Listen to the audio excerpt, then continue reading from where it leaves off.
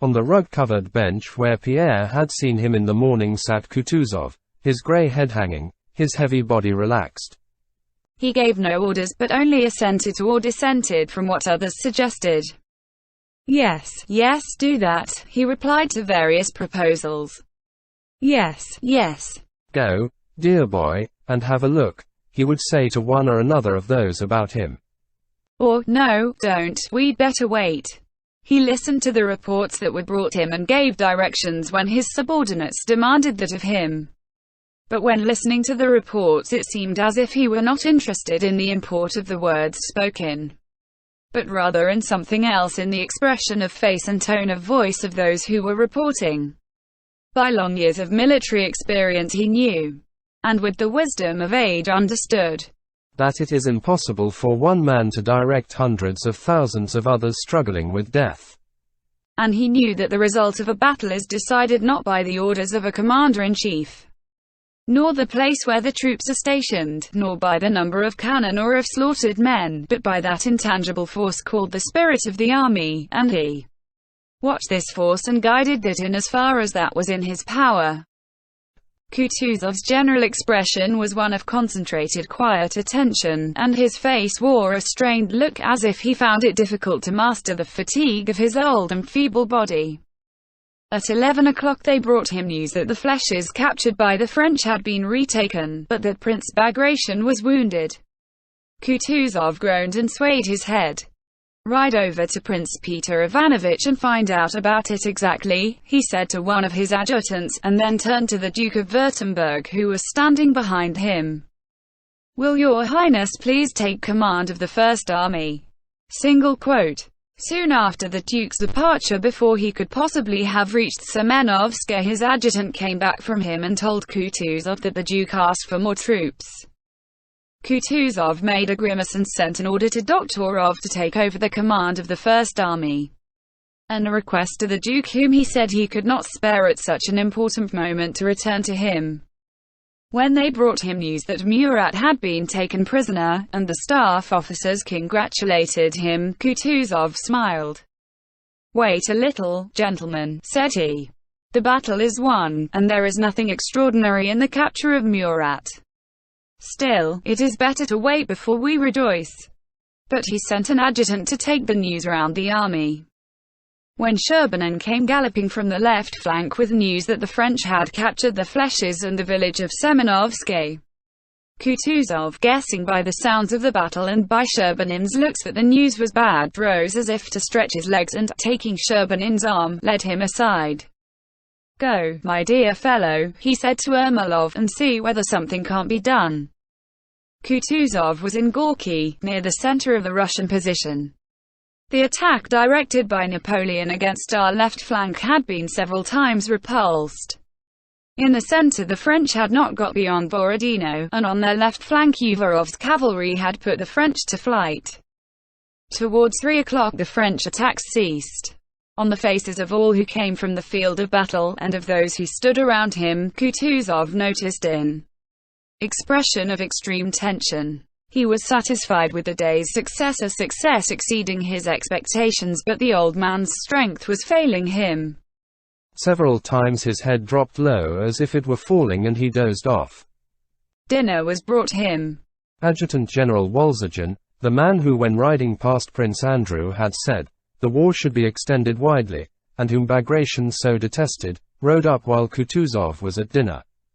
Wolzogen had come from Barclay de Tolly to report on the progress of affairs on the left flank. The sagacious Barclay de Tolly, seeing crowds of wounded men running back and the disordered rear of the army, weighed all the circumstances, concluded that the battle was lost, and sent his favorite officer to the commander-in-chief with that news. Kutuzov was chewing a piece of roast chicken with difficulty and glanced at Wolzogen with eyes that brightened under their puckering lids. Wolzogen, nonchalantly stretching his legs, approached Kutuzov with a half-contemptuous smile on his lips, scarcely touching the peak of his cap. He treated His Serene Highness with a somewhat affected nonchalance intended to show that, as a highly trained military man, he left it to Russians to make an idol of this useless old man, but that he knew whom he was dealing with. Der alte Herr, as in their own set the Germans called Kutuzov, is making himself very comfortable, thought Wolzogen. And looking severely at the dishes in front of Kutuzov, he began to report to the old gentleman the position of affairs on the left flank as Barclay had ordered him to and as he himself had seen and understood it. All the points of our position are in the enemy's hands and we cannot dislodge them for lack of troops. The men are running away and it is impossible to stop them, he reported. Kutuzov ceased chewing and fixed an astonished gaze on Wolzogen, as if not understand what was said to him. Wolzogen, noticing the old gentleman's agitation, said with a smile, "I have not considered it right to conceal from your Serene Highness what I have seen. The troops are in complete disorder." You have seen. You have seen, Kutuzov shouted, frowning, and rising quickly, he went up to Wolzogen. How dare you?" he shouted, choking and making a threatening gesture with his trembling arms. "How dare you, sir, say that to me? You know nothing about it. Tell General Barclay from me that his information is incorrect and that the real course of the battle is better known to me, the commander-in-chief, than to him." Wolzogen was about to make a rejoinder, but Kutuzov interrupted him. "The enemy has been repulsed on the left and defeated on the right flank. If you have seen amiss, sir, do not allow yourself to say what you don't know. Be so good as to ride to General Barclay and inform him of my firm intention to attack the enemy tomorrow," said Kutuzov sternly. All was silent, and the only sound audible was the heavy breathing of the panting old general. "They are repulsed everywhere, for which I thank God and our brave army. The enemy is beaten, and tomorrow we shall drive him from the sacred soil of Russia," said Kutuzov, crossing himself, and he suddenly sobbed as his eyes filled with tears. Wolzogen, shrugging his shoulders and curling his lips, stepped silently aside, marveling at the old gentleman's conceited stupidity. "Ah, here he is, my hero," said Kutuzov to a portly, handsome, dark-haired general who was just ascending the knoll. This was Raevsky, who had spent the whole day at the most important part of the field of Borodino. Raevsky reported that the troops were firmly holding their ground and that the French no longer ventured to attack. After hearing him, Kutuzov said in French, "Then you do not think, like some others, that we must retreat?"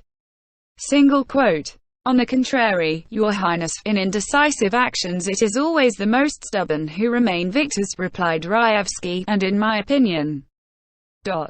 Kasarov. Kutuzov called to his adjutant.